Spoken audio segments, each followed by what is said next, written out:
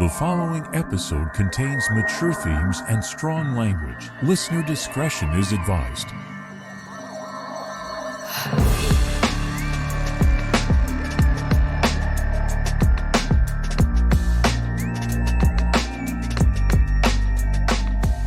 Hello, and welcome back to History and Mystery in Kansas City, the history podcast about the unsolved and unexplained in Kansas City and the surrounding areas.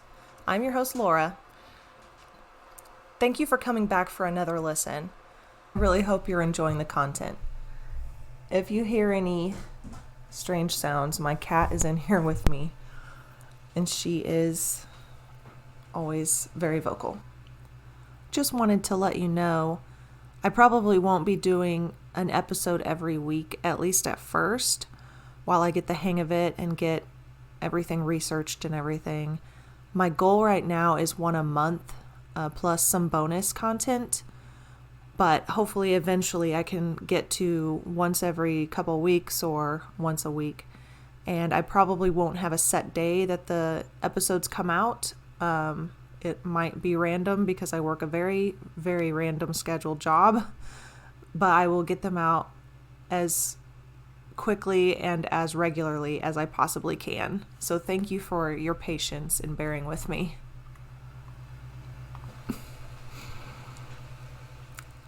I was not always into history. When I was younger in school, it was just not of interest to me at all. I would get so bored. And the way the teachers would present it would be extremely dull. But in college, I had a professor that made learning about history fun. And ever since then, I've really enjoyed learning about history.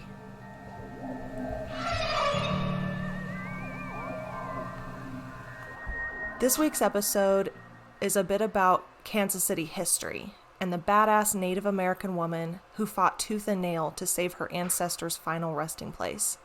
She would stop at nothing and even became a lawyer before she even had the right to vote. It's a pretty badass story. I really hope I pronounce the words in this episode correctly. If I don't, please let me know. Native American culture and history is super interesting to me, but I want to be respectful as I tell it, so please let me know if I get anything wrong.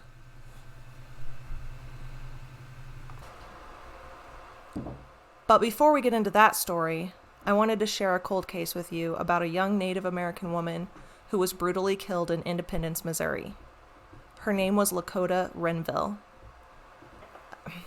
Her body was found October 16th, 2005, in a gravel lot near Blue Ridge and Pitcher Road in Independence, Missouri.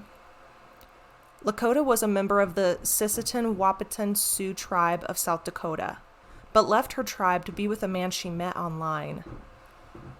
She was found by a passerby and had been beaten and stabbed to death. She was rolled up in carpet padding with a blanket.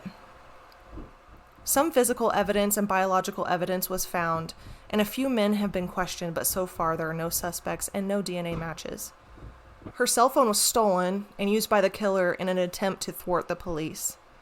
The authorities believe that Lakota was killed somewhere else and then placed where she was found. In the Billings Gazette from September 9, 2018, it says, quote, Lakota was allegedly involved in sex trafficking along Independence Avenue in Kansas City, Missouri. However, Lakota's sister, Wyandot, doubted her sister was a prostitute. She believes that she was forced. If you have any information, please call the Independence Police Department.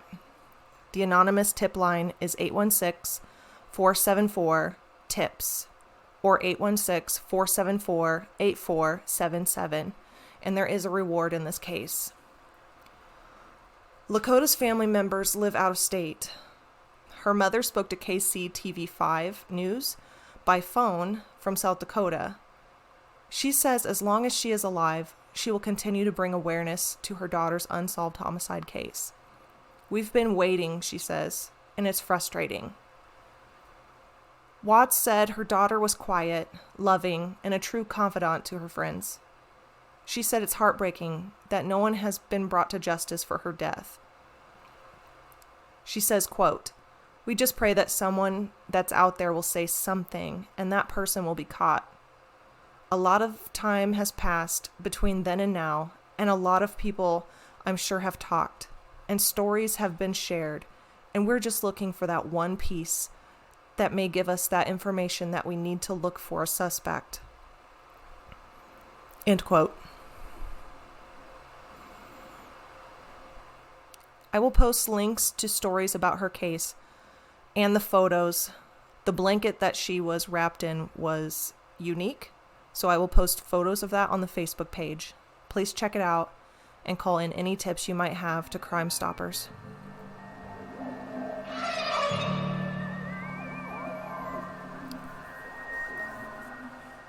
Before our city was named Kansas City, and before the French settlers came in the 1800s, there were Native Americans on this land. According to the Flatland website, in 1819, Congress paid Christian missionaries $10,000 to quote-unquote civilize indigenous peoples. In other words, they were paid to impose their ideas, religions, and customs, which played out in Indian boarding schools. And believe me, I want to do an episode or two about those awful places. And according to Samantha Gill from the KCUR website, the U.S. government encouraged interracial marriages and biracial children. So it's believed that the last known full-blooded Wyandot died in 1820. Children were taken from their families, stripped of their traditional clothing. Can you imagine being a little kid, going to school and being told everything about you is wrong? You're going to change your name. We're going to call you something else. You're going to wear our clothing. You're different. That would be so hard as a child, being taken away from your family and being just completely changed, taken out of your safe, comfortable environment, and now thrown into something completely new and different and weird. I can't even imagine how they felt. It must have literally been so terrifying, especially at first. And then after you grow up, how you would feel. It's just crazy to me that this happened. And you know, when Gil talks about interracial marriage and biracial children, it probably wasn't a Native American man with a white woman. It was probably white man just taking whatever Native American woman he wanted and having children with them. The whole situation must have been so traumatizing and horrific.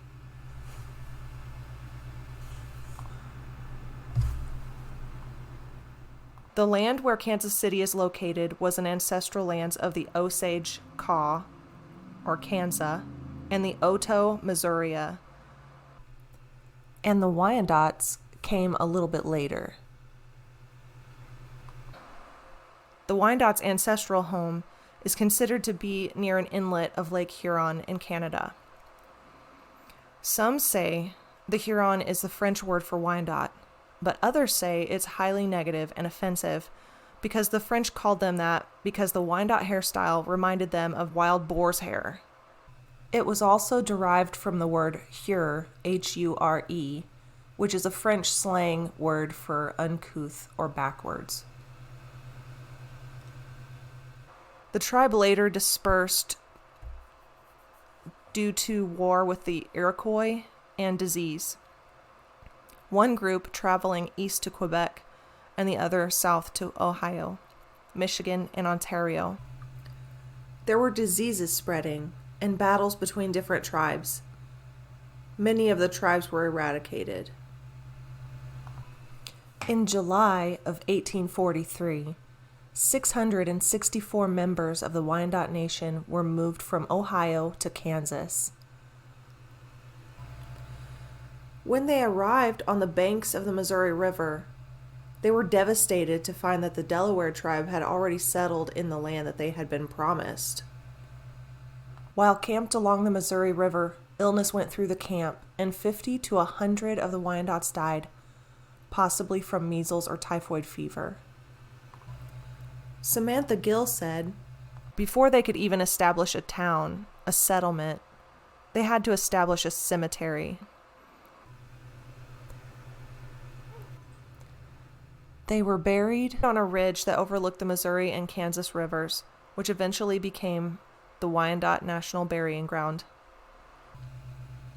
After camping out on the banks of the Missouri River for 5 months, an agreement was made between the Delaware and Wyandot tribes. The Delaware granted 3 sections of land, 540 acres each at the junction of Kansas and Missouri rivers.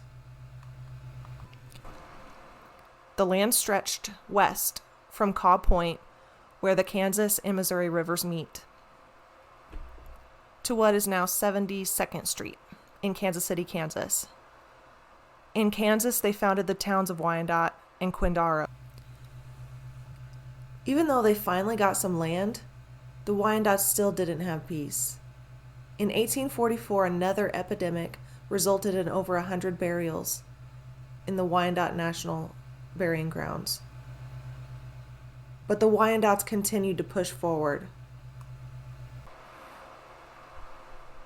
They fought to keep their land, but the U.S. government forced the Otoe, Missouri to move to Nebraska in 1855.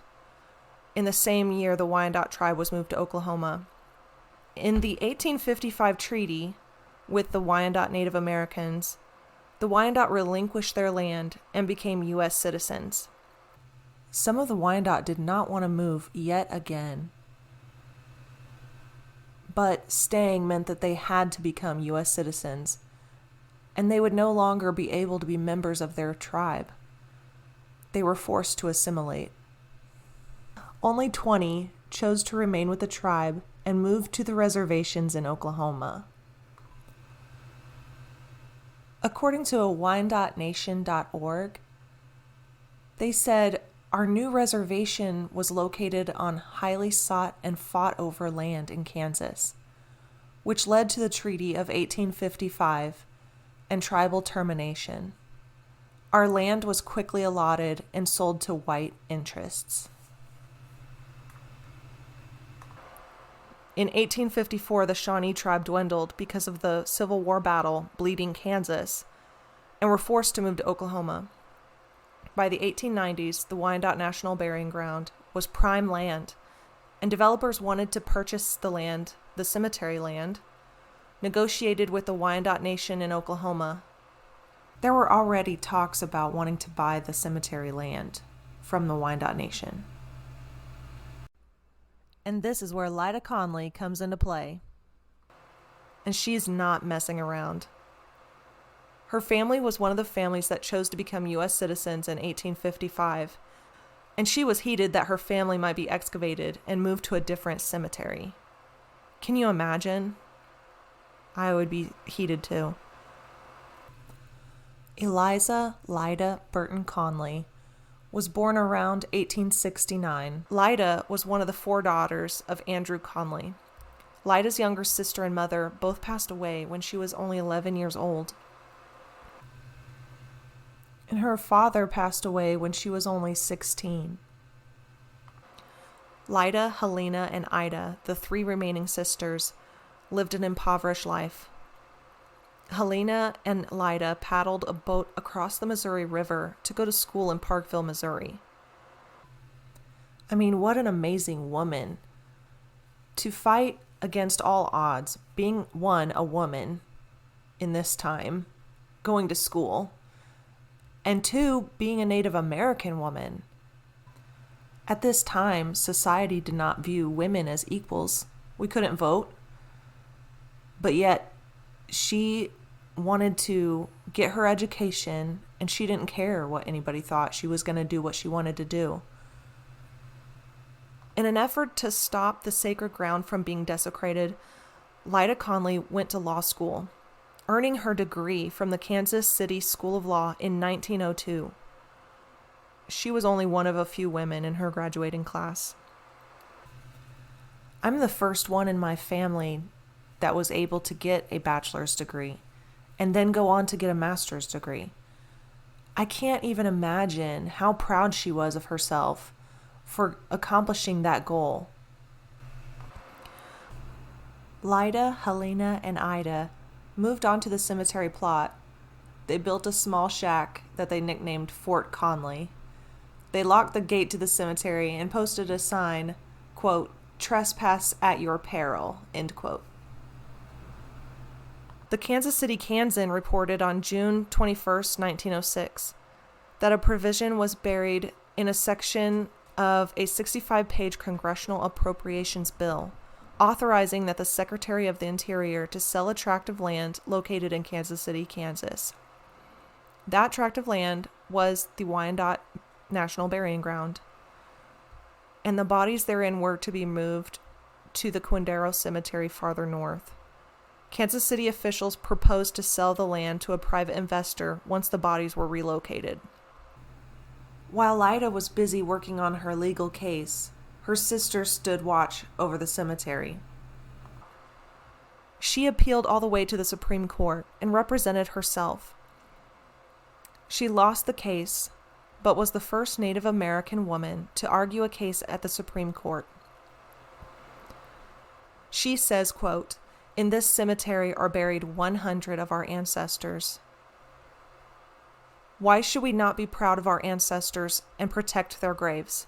We shall do it, and woe be to the man that first attempts to steal a body.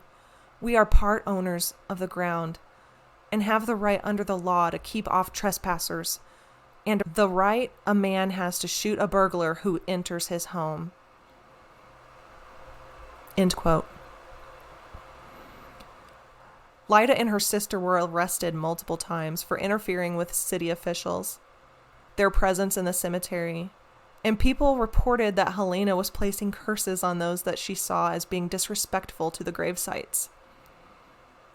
Technically, Lyda lost her case, but through the notoriety of her actions, she gained support for her cause, and the Wyandot National Burying Ground was not sold nor the bodies removed. She and her sisters had the support of many different women's groups. Even the Supreme Court gave her a nod of approval, even though she lost her case. The Kansas City Star reported February 10th, 1910. They said, quote, "What is said to be the most sympathetic decision in many years by the U.S. Supreme Court was given the suit of Lyda B. Conley to prevent the disturbance of the Indian burial ground." End quote. The Conley sisters' protection of the cemetery caught the media's attention, and also the Kansas State Senator Charles Curtis, who was part Kaw. In 1913, Curtis wrote and passed a bill protecting the cemetery from future development. Sadly, Lyda Conley died on May 28, 1946.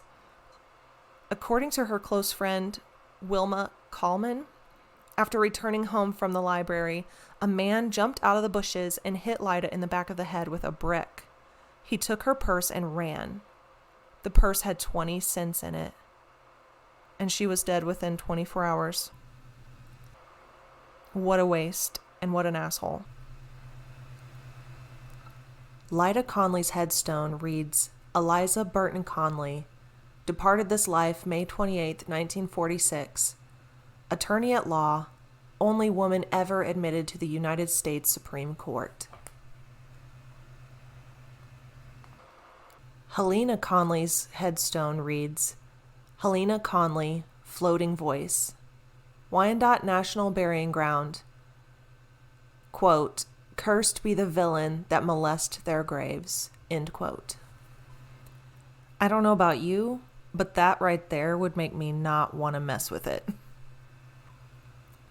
already don't understand why vandals go and vandalize graveyards. How disrespectful. And what is the point? Like, get a day job. In October 1948, Ida Conley passed away. Her headstone reads, Ida Conley departed this life October 6, 1948. They are all three buried in the Wyandot National Burying Ground, along with their parents and sister. The fight between developers and the people wanting to preserve the cemetery continued even after the cemetery was added to the National Register of Historic Sites in 1971. In 1997, the Wyandot Nation of Oklahoma attempted to turn the cemetery into a gambling place. But thankfully, that didn't happen. And now the Oklahoma Wyandots have their 7th Street Casino. It's in the former Scottish Rite Temple.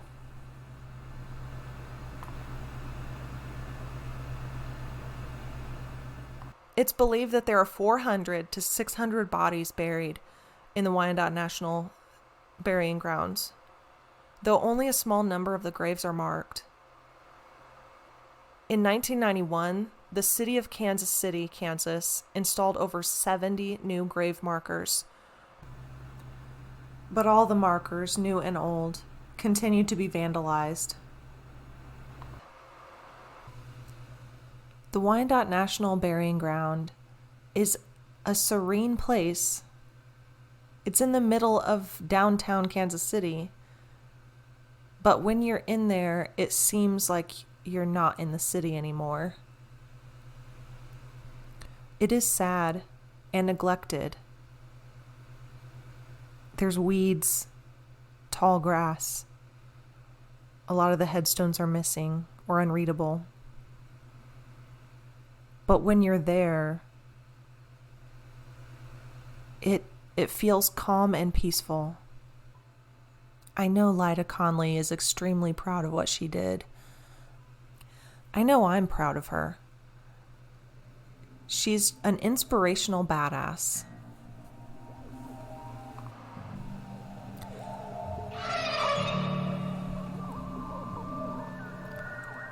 Do you have any stories about Lyda Conley or the Wyandot National Burying Ground?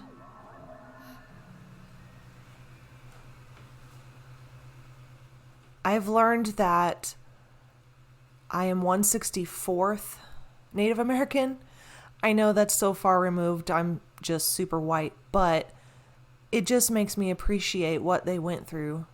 That my great-great-great-grandma was, living in a teepee on a reservation, and that's not that long ago.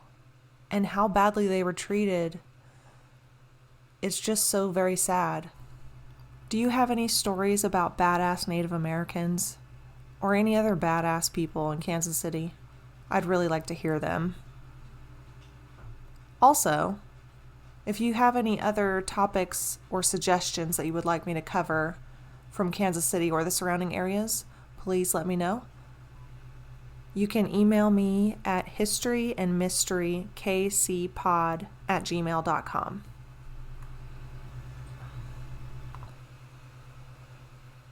I hope you check out the Facebook page, History and Mystery in Kansas City.